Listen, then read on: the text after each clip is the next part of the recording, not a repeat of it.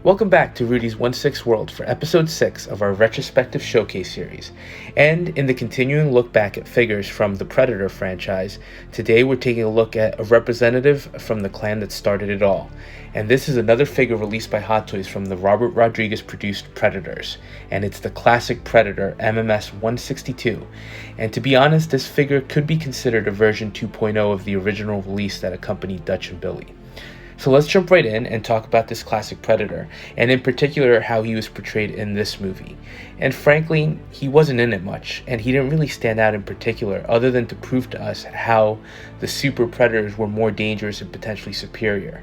We first see him tied to a totem in the Super Predator hunting camp, and he later makes a deal of sorts with Royce to exchange potential transit out of the hunting world back to Earth, following Royce is releasing him from captivity. He then has the fight with Berserker, which doesn't end too well for our classic villain. So that's pretty much it. So having said that, though, let's take a look at the figure in a little more depth and look at the overall total package he comes with. And I'll start by saying he was actually a pretty loaded release for this time period.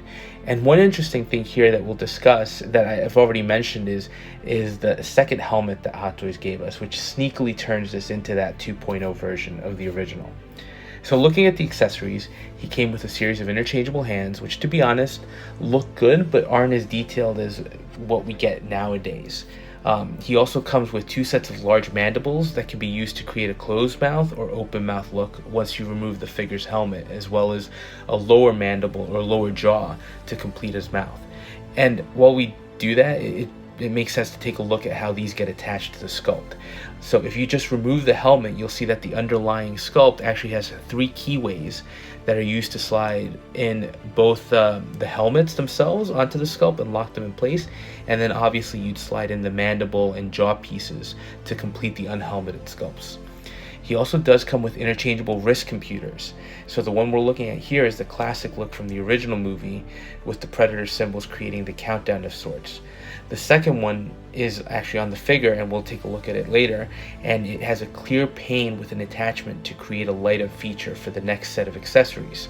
And those are taken directly from the near final scene in Predators, where the creature shows Royce a holographic projection of Earth's solar system and then a close-up of Earth itself. So these can actually be placed on the forearm computer, and they actually look pretty decent. Plus there's a light up feature that goes with them. So now, before we jump into the helmet, let's take a look at the other major accessory here, and that's the base. Hot Toys actually gave us a really nice diorama base here, which is taken directly from the Super Predator hunting camp. And as we look closely, it includes a humanoid skull that has some really creepy texturing to it, almost like it hasn't been completely cleaned off.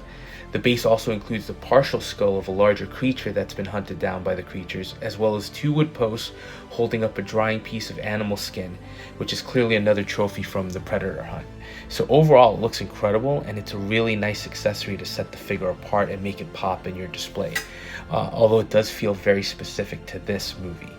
Now, let's talk about that second helmet, and here's where Hot Toys tried to sneak in a version 2.0 of the original release. So in the movie, the classic Predator puts on its armor after being released by Royce, and he slides the helmet on over its face. Now, the helmet that we see in that scene is the cracked version, and we can see the Predator's left eye through the damage. And I'm guessing that happened at some point during his ongoing fights with the Super Predators. Now, it looks great and makes the figure unique to this movie, but Hot Toys did also give us an undamaged helmet, which doesn't make an appearance in Predators. So if you slide that onto the figure, it looks extremely similar to the creature from the classic Arnold movie. So it definitely feels like Hot Toys was being sneaky here, or not sneaky, but trying to give us some more options. Obviously, I think both helmeted looks are amazing. The damaged one is really well done, showcasing the figure's sculpt underneath, which is a nice touch. The fully helmeted also looks great, although I will say that while the helmet is nicely painted, detailed, and textured, the damaged itself is not identical to that from the original movie, so just something to bear in mind. Overall, I remember being extremely happy with this release. I've always loved the Predator movies, and I really liked Predators, so this was a no-brainer to get. And for me, having the original release as well, I was very much looking for a figure that was representative of the version that we saw in this movie. But Hot Toys gave us multiple display options, including two unhelmeted heads, and two sculpted heads, which look incredible. Now I have a couple of shots showing zoomed in views of the unhelmeted faces with the jaws, and you can definitely see the joint line where the mandibles are keyed into the sculpt. Now, I can assure you that when you look at the figure from a more standard distance, the mandibles blend in extremely well, and the joint line isn't as pronounced. So again, it's a little more pronounced in these shots, but something that you might not notice with the figure in hand. And looking at the sculpt itself, it's incredible. Hot Toys used a high gloss paint here that gives the figure that wet look from the movie, and the detailing on the mandibles is top notch, with the fang teeth looking amazing.